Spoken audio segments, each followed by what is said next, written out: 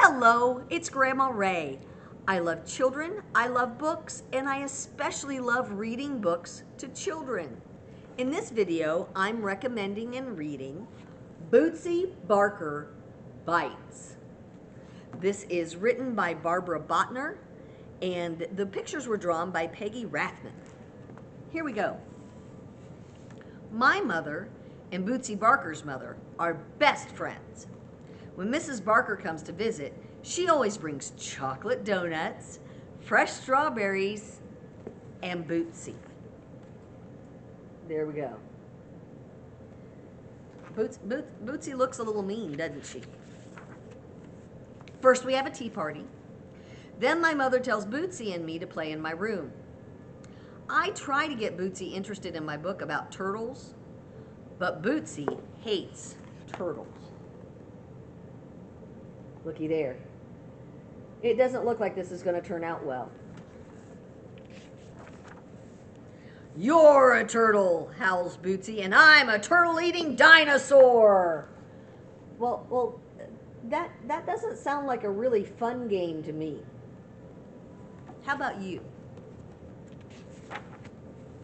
My mother calls, "Play nicely, girls." Bootsie yells, "We are." I can't yell anything. It's time for the Barkers to go home. "We'll be back tomorrow," says Mrs. Barker cheerfully.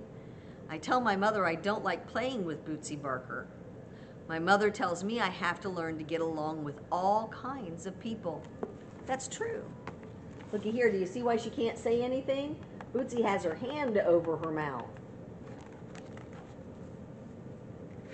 Well, we do need to learn how to get along with other people. I go to bed and dream that Mrs. Barker moves far away and takes Bootsie with her. But Mrs. Barker and Bootsie never go anywhere except the park, the grocery store. Looky there, it looks like she's even being mean to a little one in a cart. And our house. "It's so nice you girls can be friends," says Mrs. Barker, as Bootsie leads me to my room. I let Bootsie look at my pet salamander, Charlene. Looky there, Bootsie's dragging her by her hair. I'd like to see Charlene, the salamander. That sounds like fun. But Bootsie hates salamanders. "You're a salamander," screams Bootsie, "and I'm a salamander-eating dinosaur." Mrs. Barker knocks on the bedroom door. It's time for Bootsie to go home. "Tomorrow," says Bootsie, "you get to be a worm." Looky there. Bootsie is really mean. This is a problem. What do you think this little girl's going to do? That night, I dream that Bootsie accidentally falls off the edge of the world. I try to save her, but it's too late.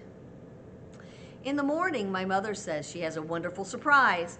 Bootsie will be staying overnight at our house while her parents are in Chicago. She does not look like that's a wonderful surprise, does she? Oh, what is she going to do? I picture Charlene and me being rushed to the hospital with dinosaur bites. Do you think they would have dinosaur bites? I have a feeling they'd be Bootsie Barker bites, but still. When my mother asked me what Bootsie and I would like for snacks, I can't stand it anymore. "Bootsie Barker is a dinosaur," I shout, "and she's planning to eat me alive." This is a problem, isn't it? What? Do you think her mom will do something? Let's find out.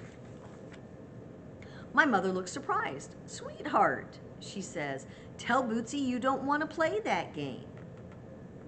I go to my room to think it over.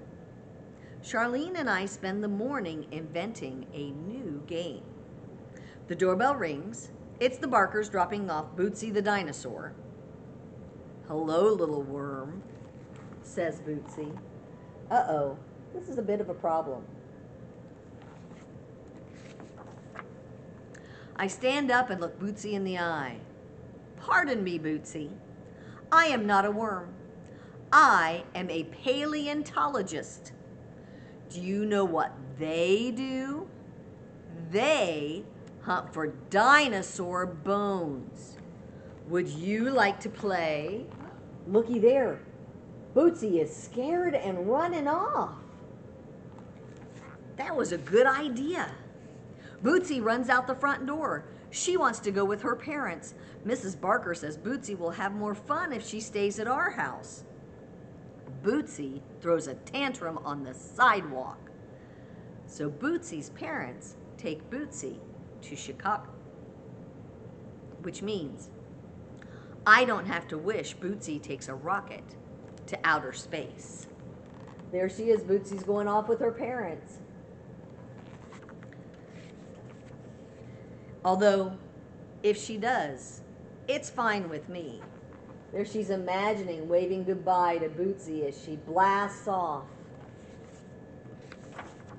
And there's Bootsie biting the moon and a piece of the moon that looks like a star. That was a fun book. I hope you enjoyed it. If your grown-ups want more information about this book, they'll find it in the show notes. I hope you'll join me again sometime. Bye-bye.